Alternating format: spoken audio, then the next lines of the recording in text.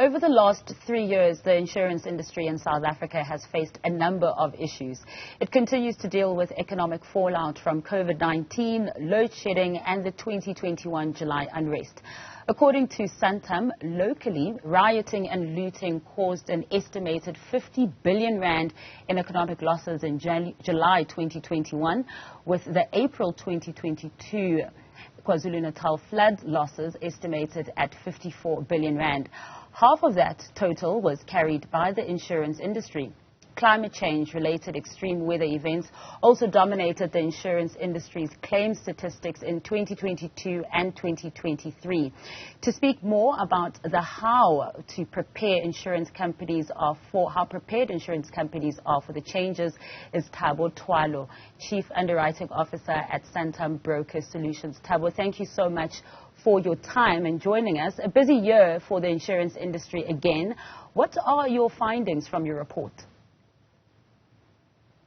Good afternoon, Masa, and thanks for having me on your show.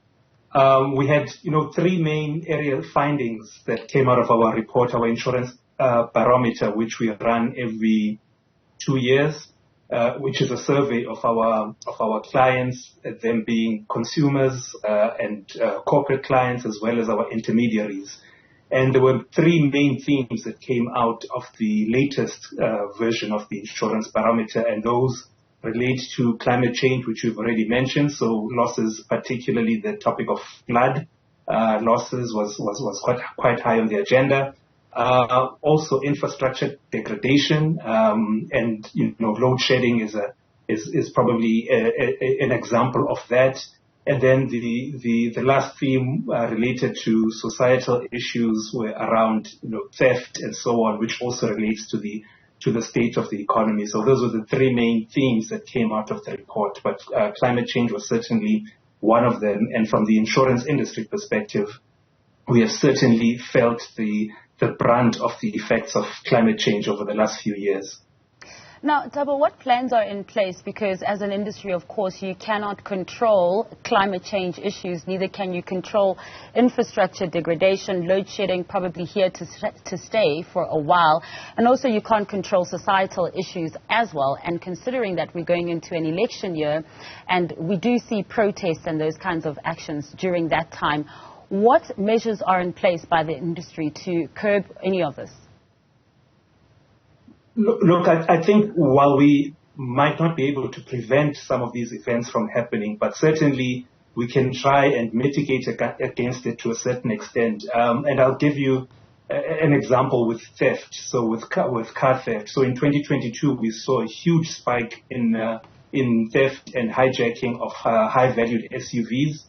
And what we did as a response from the industry, we insisted that more vehicle types actually have vehicle tracking devices, and in some instances we requested that our clients put on more than one vehicle tracking device on their vehicles, depending on the make and model of the vehicle. And so and we have seen the impacts of that in 2023, where the incidence of theft and hijacking has reduced tremendously as a result of that. And so even with climate change, we have means, and we have seen that our consumers have been proactive in employing some of these means. So, including, installing walls to protect against floods, as an example. If you want to talk power surge, you've seen the purchase of surge protectors increasing amongst our customer base. So while we cannot totally shield ourselves from these impacts, but we see that our clients are taking the bull by the horns and trying to ensure that they protect their assets. And these are efforts that we ourselves encourage as well. Now, we've seen extreme natural occurrences. We've talked about this, the massive hailstorms, the flash floods, and then adding to that, the man-made problems, including riots and looting. The industry is already a risky industry, and you're saying that some of your clients are taking measures on their own accord. But would you say that as an industry, it's becoming even riskier? Absolutely. And on the one hand, we talk about climate change. On the other hand, we talk about the man-made factors And the interesting thing is that these interact to sometimes escalate the issue. So if you want to talk about infrastructure degradation, the fact that our fire services, some of them are not up to scratch at the moment, means that the impact of something like wildfires that we experience quite often in the Western Cape is now even greater. So something that is already exacerbated by the impact of climate change is made even worse by man-made factors. So the interaction between the natural factors and the man-made factors actually serve to escalate the risk even further, to making it a much riskier environment for insurers. And would you say that the knock-on or the challenges that the industry is facing is affecting how the industry responds to claims? Are you becoming a bit stricter when it comes to processing these increasing claims? Earlier, when you're talking about clients who have taken measures into their own hands, for instance, let's say the client who can't afford to do that, are you then taking a very strict stance on those ones?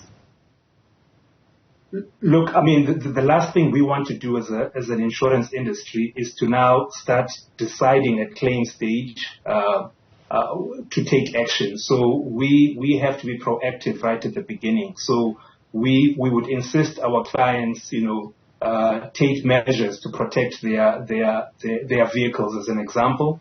And depending on the measures that they take, that would impact the premium which we charge, or the excess that they might have to pay in the event of a claim. But what is important is that in the event of a claim, they have certainty as to what cover they do have in place. So we do the underwriting right at the beginning to ensure that at least at claim stage we have a meeting of minds with our clients as to what they are covered for.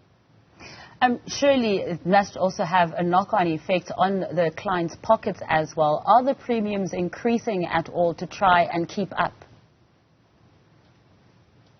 So the premiums are, I would say overall, yes, they are increasing, but there are several factors that are leading to the increase in premium. I think inflation is definitely one factor, and certainly over the last couple of years, inflation has been at a rise. So repair costs on vehicles, rebuilding costs on buildings have increased significantly.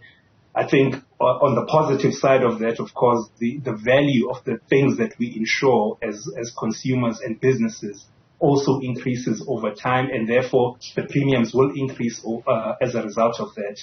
But to answer your question a bit more directly with respect to how we are responding to the challenges that we are facing, I would say obviously we have a three-pronged approach to our response. And the first part of that approach is to try and work on the risk management measures with our clients. So clients, we encourage them to install CCTV cameras, and we see that happening, especially on our businesses.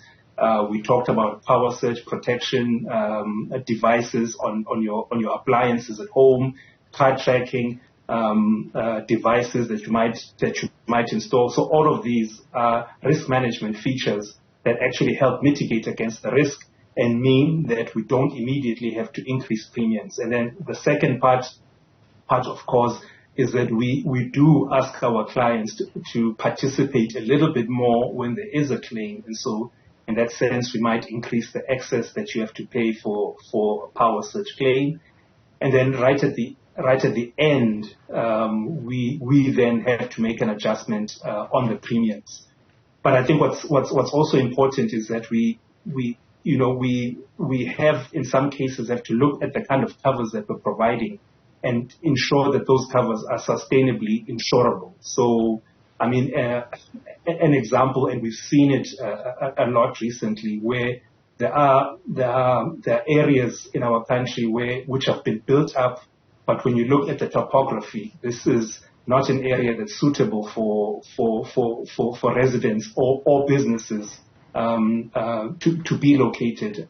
And in such places, because of the risk of flood, and in such cases, we have to then curtail the amount of flood cover that we give, and also as a warning to our clients to say, actually, your building is not in the right area, and you should be investing in possibly in a different area, or you should be putting even more flood mitigation measures in order to protect your assets and also to be continually insurable.